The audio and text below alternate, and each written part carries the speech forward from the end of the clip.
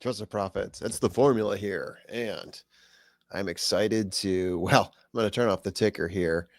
The guys did a great job last night at Assiniboia, penultimate journey in 2025 at Assiniboia, and they ended up in the positive with a big win at the finish there. But we're not here to talk about Assiniboia. We're here to talk about Keeneland and the Claiborne Breeders' Futurity that is going to be happening this Saturday. Now, what does that mean? I mean, what are we talking about the Futurity here? It's a lead in to the BC Juvenile, which is then of course the lead into the Derby Trail. So looking back at the past, I don't know, it says 10 winners. Who won this race and how did they fare at the BC Juvenile? We jump out and we see that Forte did extremely well. He got first place and ended up getting first place at the BC Juvenile. Essential Quality. A couple years before that, first place here, first place at the BC Juvenile. And then you have to go all the way back to Classic Empire to find the last horse before Essential Quality that got first in the Claiborne Futurity, Claiborne Breeders Futurity, and then got first place at the BC Juvenile. Whole bunch of horses getting first, second, third. There's a few that got ninth, and then there's a couple that didn't run for whatever reason. Injuries, I do believe, in both cases of Rattle and Roll and Maxfield, if memory does serve correct. So, yeah, what sticks out to me here? Well, there's a bunch of Todd Pletchers in here, at least to recent memory, right? There's a couple Brennan Walshes and colluding last year. East Avenue won here at the Claiborne and didn't fare so well at the BC Juvenile following that. Apart from that, Dale Romans, but you have to go back pretty far to find a couple of his horses in here. So I would say wide open. And we've got a little bit of a surprise trainer, not one that we've seen recently, not one who's won in the past 10 years, if I double check correctly. Yes, don't see that trainer in here. You probably know who it is. Let's start moving on, though. October 4th, this Saturday, 2025, it is a G1. 600K is the purse. Keeneland, 8.5 furlongs on dirt, 1 1/16 mile. 7 horses are entered in, less than last year, but I do believe the quality is pretty good this year. It was difficult for me to make my top 4. There were horses I left out, or at least a horse that I left out that I was not happy about doing so, but I got to make some choices. So let's move on here. Let's start with Blackout Time. A win and a second place in the 2 races that Blackout Time has been in. Ken McPeak, Christian Torres. Last time out went Gate to Wire, 100K maiden special at Ellis Park, beating I Did by 9 lengths. So not only did he go a nice distance there, he went 1 mile, going up to 8.5 here. We're at the point in the season where you're seeing horses come in. And I think just about every horse in this race, has yet to go 8.5 furlongs. So how do they project out? Some of them have gone 6, some 7. There's a few that have gone 8. They're almost there. So how does that factor in? I think a horse that, and you're getting a good price on Blackout, that went 9+ lengths to beat I Did, and a huge field.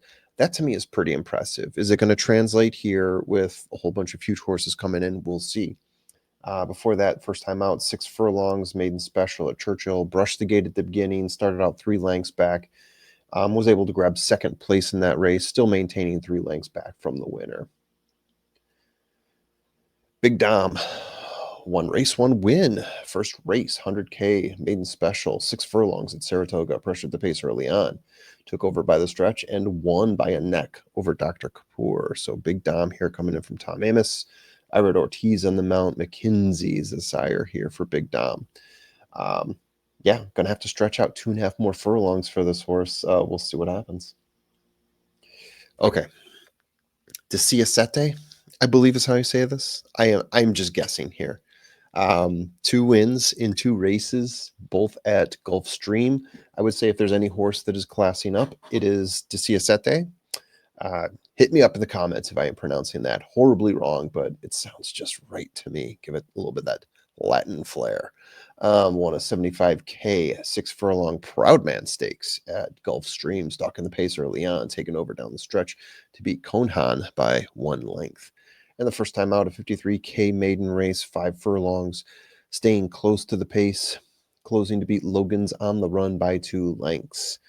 Matoli being the sire here, definitely feels like this horse is slightly outclassed. I know won a stakes race right? 75K, maybe one of the lower level stakes races.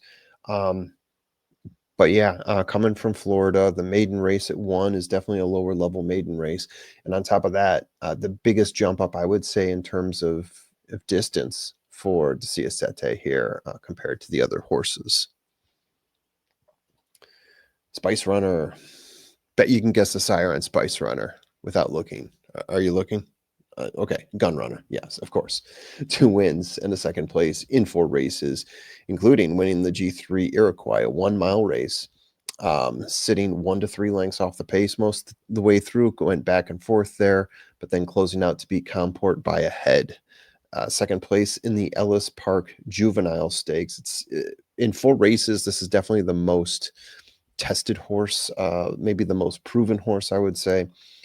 Did run that Ellis Park Juvenile Stakes, setting the pace early on. The only race of 4 that I actually could say that this horse was setting the pace. So I would not expect it to be a pace setter. Probably 2 to 3 lengths off is what I'm guessing. But ended up losing by 2 lengths to Comport in that race. So 1 race lost to Comport, 1 race beat Comport. So that's interesting, I guess. Steve Asmussen, Tyler Gaffleone, Gun Runner. Litmus test. Oh, here's our surprise. Here we are at Keeneland. Bob Baffert shipping in. Litmus test is 1 win in 2 races. That second race is a 4th place finish in the 7 furlong Del Mar Futurity, starting off 3 lengths off the pace, never making up ground, losing by 4 lengths in that one to Brandt, who's looks like a very spectacular, at least early on, spectacular Bob Baffert horse, 2-year-old in October. Not always going to be the spectacular 2-year-old Bob Baffert horse in December or the 3-year-old in January, February, right? We've seen this play out before, but I will say Brandt looks very strong right now. Litmus test, I think, is a very curious play here. Looked very good in the first race. I think the race time in the second race was pretty good, but Bob Baffert's a tremendous shipper. He's very good at going sprint route.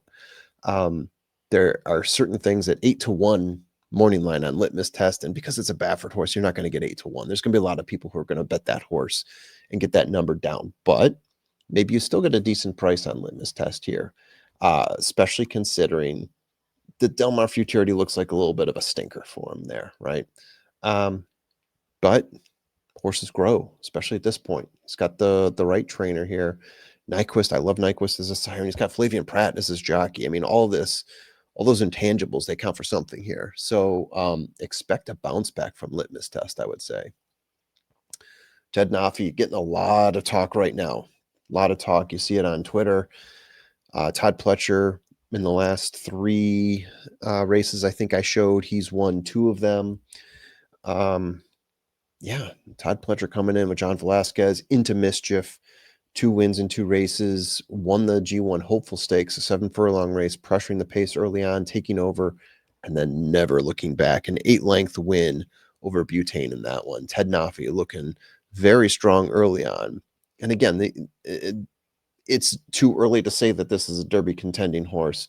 Let's just be happy saying that this is a horse that is early on looking like it could compete in the BC Juvenile. And let's wrap it up with Ewing. I'm having a lot of fun tracking the Knicks Go progeny here, and Ewing looks to be like one of the really strong ones. Going to be a pace setter. In 2 races so far, he's been the pace setter big time. His maiden race, he won by like 9 lengths, I believe, something like that. He won by a pretty big amount. In the Saratoga Special at G2, 6 furlongs, setting the pace there, winning over a length over Obliteration. This is a horse trained by Mark Cassie. Jose Ortiz gets them out. And yeah, I think especially on the outside, this horse is going to want to cut through the line there and get to the front, grab that rail if he can by exhausting himself early. But here's my thing. I love Ewing. I think maybe this is a horse for the future, but in his first race, going from 6 furlongs to 8.5, being a pace setter, I'm afraid it's going to get him at some point. I'm afraid he's going to get to like the 7 or the 8 mark, and he's just going to say, where's the finish line? Bring it closer. And some of the other horses are going to end up passing. At 9 to 2, you're getting a good number on Ewing. Can he stretch out this gate to wire run that he had last time out, or the first time out even? I don't know. I think in looking at that last race, I'm a little bit skeptical of the 8.5 furlongs if he's pulling the same stunts. So, with that in mind, let's take a look at my summary here. So the safe play here, Ted Nafi. I don't want to knock it, right? It's everything on paper says Ted Nafi looks like a really sharp play here. He's getting sub 1 to 1. Yeah, I get it. That's the definition of a safe play, though. I think unless something weird happens, unless unless like fierceness or something, mind games are played with him, or he's got gate issues early on. But I think right now he looks really, really strong the way he's closing out races. And then with my value play, I'm gonna say the Bob Baffert horse litmus test. I've gone into these races before, these early 2-year-old races, and you're like, oh, it's the third Bob Baffert horse, the fourth Bob Baffert horse, coming off a bad race where he lost to another Bob Baffert horse. And he comes into one of these races, and you're like, holy crap, what the hell just happened? We saw it in the BC Juvenile last year, finishing 1 and 2 with Gaming and Citizen Bull. Citizen Bull finishing 1, I should say. So I'm going to throw him in there as my value play simply because it's an 8 to 1. After that, I've got another value play in here in Blackout Time. He's gone the distance. He looked very strong doing it. By gone the distance, I mean 8 furlongs. And then I'm going to throw Spice Runner in there. I think he's 9 to 2. Spice Runner is potentially somewhere around there. Anyway, yeah, I think rounding out the numbers with those horses, getting a very good value on Blackout Time. I like the trainer there. I like what he's done so far. Spice Runner, a gun runner horse here who's already started to look good going distances. He's been very competitive. I think you got to keep him in there. I might put him above Blackout Time. Like if you're going to go 1, 2, 3, I think I'd put him in my top 3. But yeah, there you go. There you have it. That's what I'm thinking of the Breeders' Futurity. What do you guys think? Let us know in the comments. Hope you enjoyed watching this, and have fun on race day.